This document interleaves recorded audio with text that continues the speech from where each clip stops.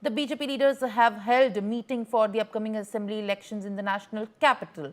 The meeting was attended by Delhi BJP President Virendra Sachdeva and other leaders as well. The assembly elections in Delhi are likely to be held in the early month of 2025. The Election Commission is yet to announce the dates of the elections, and all eyes are on the Delhi polls right now, as in fact yesterday the arrest of the Aam Aadmi Party MLA Naresh Balyan has taken place as well.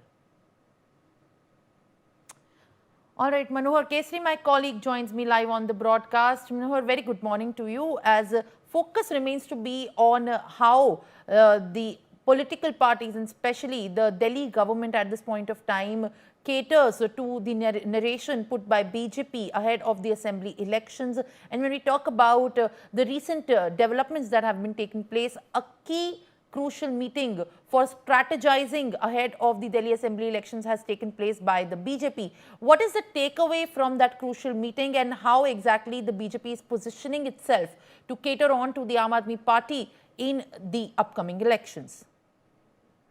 बिल्कुल किस तरह से आम आदमी party की इस चुनाव में बीजेपी को टैकल करना है, इसी लेकर के बीजेपी ने अपना काम शुरू कर दिया है। उसके मद्देनजर आज देखेंगे तो दिल्ली बीजेपी के जो चुनाव संचालन समिति की बैठक चल रही है, जिसमें दिल्ली के सभी सांसद, पूर्व सांसद, प्रभारी और विधायक और कार्यकर्ता शामिल हैं। सबसे बड़ी बात यह है कि आप देखिए कि कल भी अरविंद केजरीवाल पद यात्रा में थे, तो उनके ऊपर अटैक किया गया और जो आम आदमी पार्टी के कार्यकर्ता है या नेता है या स्पोक्स पर्सन है, सभी ने बीजेपी पे आरोप लगाया। तो ये आरोप और प्रत्यारोप के बीच में किस तरह से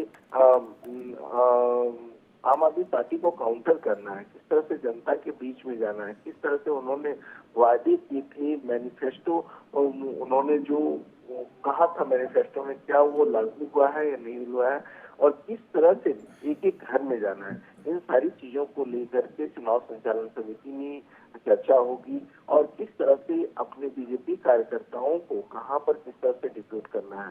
पिछले हफ्ते ही बीजेपी ने अलग अलग कमेटी बनाई है, सोशल मीडिया की अलग कमेटी बनाई है, चुनाव समिति की अलग कमेटी बनाई है। उसके बाद किस तरह से जनता के मुद्दे हैं, जो मैनिफेस्टो है, उसको लेकर के कैसे नैरेटिव गढ़ना है, उसके लिए एक अलग कमेटी बनाई है। तो अलग अलग कमेटी बना दी गई है।